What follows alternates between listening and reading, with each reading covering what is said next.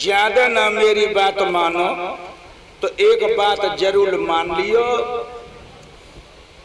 15-16 साल या 20 साल तक माता पिता तुम्हें पाल के बड़ा करके प्यार देते हैं। जब प्यार का मूल लुच्चा लफंगन के कहने से फेंक मन देना। बहुत बड़ी बात बता रहे हैं। जो माता पिता खुद नहीं खाते बच्चों को खिलाते हैं, पेट से लगा के पालते हैं और लुच्चा लफंगन के कहने में आए के तुम इनके प्यार को ठुकरा जाती हो और कहती हो कि हमन तो शादी कर ली, तुम शादी ना करती हो, जब बर्बादी करती है। ऐसी लड़कियां को हमने रोते रोते देखा है और पिटते देखा है गली गली में, जो न माँ के सुनती न कोई फिर बाप सुनता। रोती है कि भगवान ना आवते सो बढ़िया हो। इसलिए कथा सुनने आई हो, लुच्चा लफंगन की बातों में आके माँ बाप के प्यार को ठुकरा मन देना।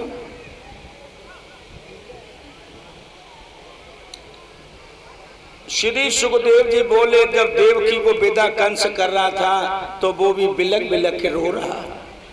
वैसे पत्थर दिल का था लेकिन बहन के प्यार में रो गया। जब कंस रोने लगा तो उसी समय बहन कहने लगी, भैया न रो, भैया न रो। बोली, काये को ब्याई विदेश ओ भैया। रोचक की आवाज नहीं बनने देती।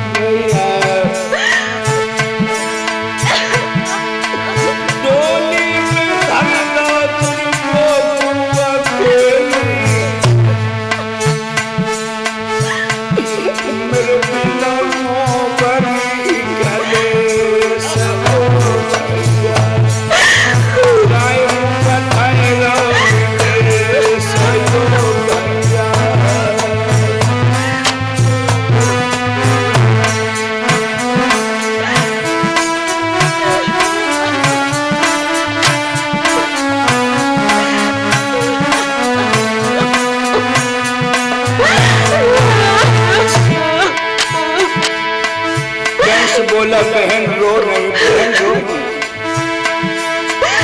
सासू ससुर की सेवा करियो, प्रेम प्रिया के चित्त को हरियो। आधार को यही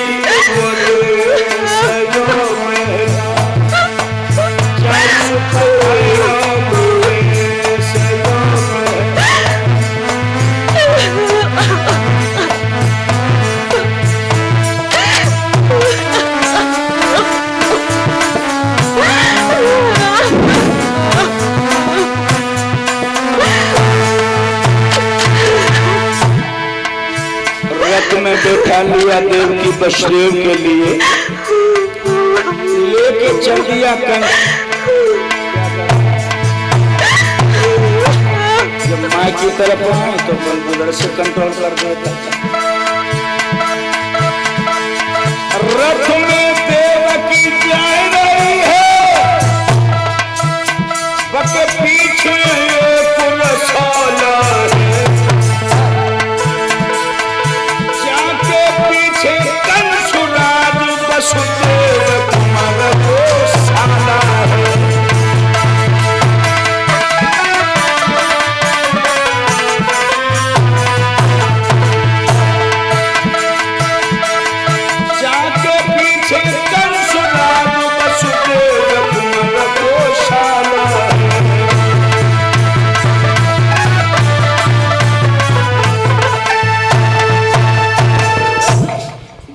देवकी और रथ में बैठाल के वसुदेव को चला। मथुरा नगरी से रथ बाहर आया, एकदम से स्वर्ग से आवाज आई, कंस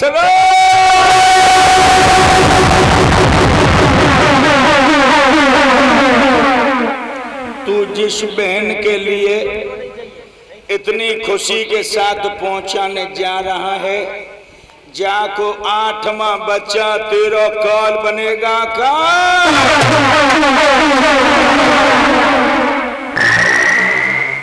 जो इतनी आवाज सुनी,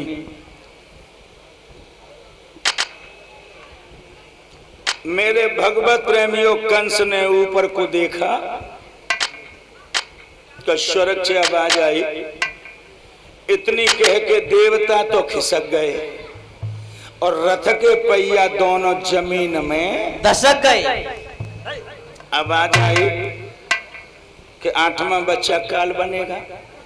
कंस कहने लगा, अच्छा तो मेरी बहन देवकी के पेट से ही मेरा काल होगा।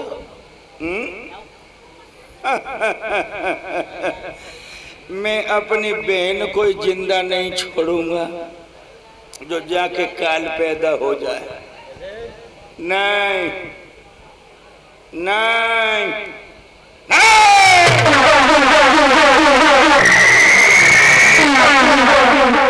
तलवार निकाल पड़ा और मारने के लिए जैसे कंस आगे बढ़ा, सोई वसुदेव जी ने कलाई पकड़ ली। ठहर जाइए भोजराज कंस, आप जैसे छत्री पर एक अबला स्त्री पर हाथ उठाना शोभा नहीं देता। अबला पे हाथ उठाना शोभा नहीं देता तो तुम्हें पीट ले। मैं अपने सामने अपने प्रेम की फुलबारी उजड़ते नहीं देख सकता। पहले मेरी बात सुनो। बताओ बताओ। प्रणधीर पीर कंसेश सुभट तुम हो पीरों के पाने में, शोभा नहीं तुम दे रही है अबला पर हाथ उठाने में।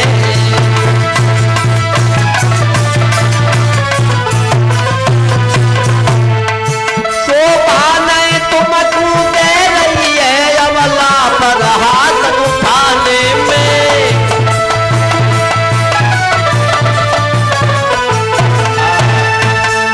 आप जैसे छत्री को एक अबला पर हाथ उठाना शोभा नहीं देता। अभी एक पल में क्या हो गया, खुशी खुशी में विदा कर रहे थे, एक पल में तुमने सारी मंडली को हिला दिया। तुमने आवाज नहीं सुनी स्वर्ग से आई कि देवकी का 8वां बच्चा काल बनेगा? तो देवकी के बच्चे से खतरा है बहुत बड़ा। तो मेरी बात सुनो। बताओ। तलवार मेरी गर्दन पर जब मेरे प्राण खो जाएंगे, देवकी लड़ाको भोगेगी जग पुत्र नहीं हो पाएंगे।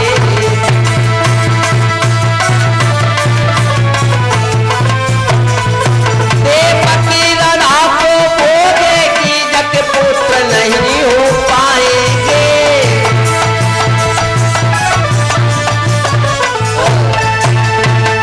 हमें मार दो, हम मर जाएंगे, देवकी की संतान ही नहीं पैदा होगी। जरूरी नहीं है कि तुम मत जाओ तो देवकी औलाद न कर। अरे कैसी बात करते हो, कहां से संतान पैदा हो जाएगी?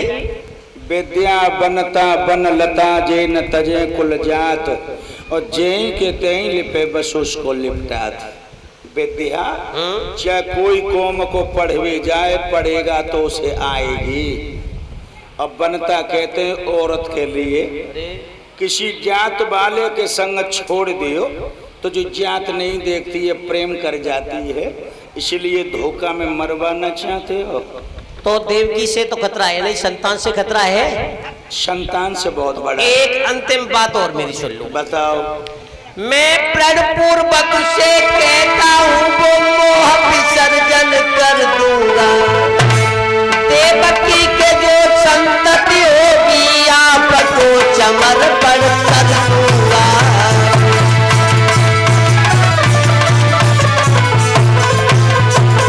देवकी के जो संतति होगी आपको समर्पण कर दूंगा।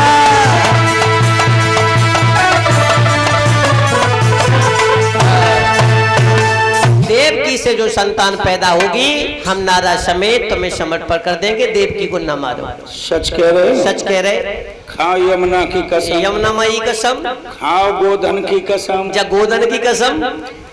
जरा भी तुमने चालाकी करने की कोशिश की वसुदेव? अरे चालाकी कोई बात ही नहीं होगी महाराज।